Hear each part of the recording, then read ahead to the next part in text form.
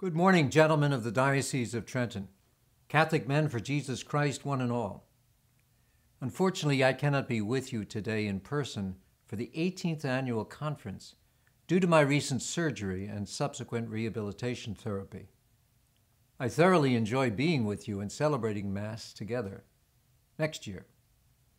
I did not want the occasion to pass, however, without being present to you in some way. So thanks to the Office of Communications in the Diocese, here goes. When you look death right in the eye, as I did this past Christmas Eve, the experience changes you.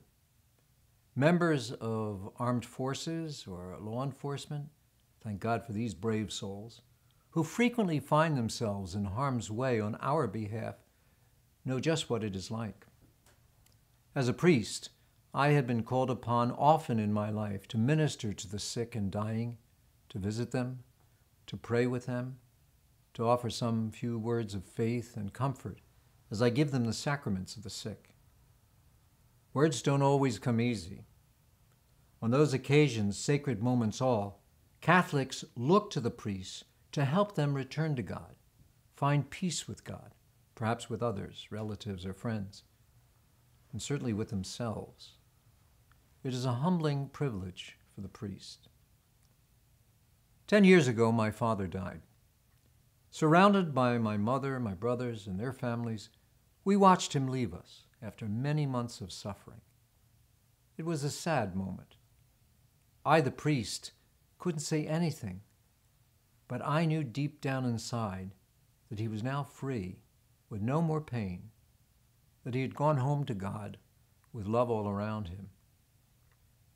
In all of these experiences as a priest, visiting the sick and dying or standing at the foot of my own father's deathbed, it was someone else's life, someone else's death I was witnessing. When it was my turn to hear the doctors say my life was in real danger, when it was my turn to go to confession and hear the prayers of the priest as he absolved and anointed me, when the hospital room emptied out and I was alone, I felt peace.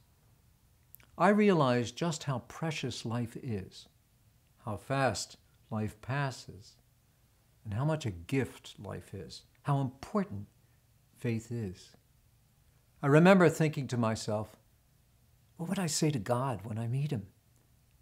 What would God say to me? Well, God did speak. He said, "Not yet. I have more for you to do." And I wasn't sorry to get that message. I was grateful. After all, he called me to be a shepherd to his people here in the Diocese of Trenton. And there's a lot to that.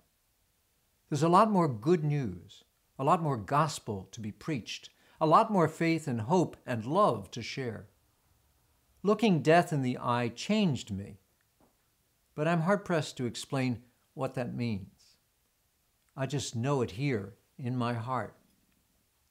Yes, my brothers, I am a shepherd, your shepherd in the Diocese of Trenton. But if I am any kind of shepherd, I must first be a disciple. Put it another way, if I dare to call myself shepherd, I must dare to be a disciple. Like you, I am a Catholic man for Jesus Christ, and that must mean something, first to me, then to everyone who sees or hears me, who looks to me for leadership or guidance or advice or comfort, and ultimately to the Lord Jesus himself, who will one day ask me what my being a disciple meant. Permit me just to share a few ideas, suggestions really, for discipleship, if you will, if you dare. A disciple must be willing to listen and learn from the Master. A disciple is someone who learns from a mentor or teacher or leader or master. Learning presumes listening. We call Jesus the Word made flesh for a reason. In his becoming flesh, man, Jesus speaks to us, communicates with us something about his life as God as it relates to our life. At Mass, the priest prays at the offertory, "May we come to share in the divinity of Christ, who humbled himself to share in our humanity." Discipleship is a commitment to a person, to an encounter, to a relationship, not simply to a set of principles or rules. A disciple listens to and learns from a person, in our case, Jesus Christ. He speaks to us through scriptures and traditions in the church. He speaks to us through our prayer. He speaks to us through daily life as we apply His word to our experience and learn from that, share that. My brothers, do you listen and learn from the Master? Man of Jesus Christ, do you dare? A disciple must be willing to walk with the Master wherever He leads. A disciple lives in the presence of the Master. He follows Him. He abides with Him. He stays close to Him. He lets nothing separate him from the Master.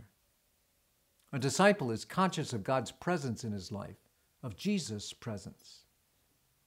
Do you walk with the Master, man of Jesus Christ? Do you dare? A disciple must be willing to give witness to the Master in thought, word, and action. A disciple can easily be identified with his Master. Where one goes, the other is readily seen. When one speaks, the other can be heard. Even the thought patterns are shared. Do you give that kind of witness, man of Jesus Christ? Do you dare? A disciple must be willing to be a man of love, after the heart of the Master. God is love, the good book tells us. This is the greatest commandment, love. This is the thing that lasts forever, love. This is, in the end, what you lay down your life for, love. Are you a man of love, a man of Jesus Christ? Do you dare? These are just my own simple thoughts. Being a disciple can be described in many other ways better, for sure. It is my hope and my prayer as bishop that as the day goes on, many dimensions of discipleship are offered for your thought, prayer, and examination of conscience. After all is said and done as individuals, do you dare to be a disciple? That's a pretty challenging question. Do we dare, all of us, to be all these things and to do what they require of us as men of Jesus Christ? I ask myself, do I as shepherd? I ask you, do we all? A person dares when there is a risk of failure or opposition.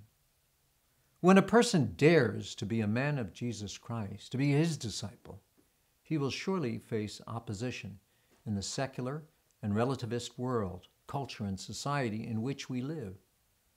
When he dares to face that same opposition with true faith in the Lord and the Master, Jesus Christ, he will not fail. He will become the disciple the Master calls him to be. And so, my brothers, God bless you, and have a grace-filled day.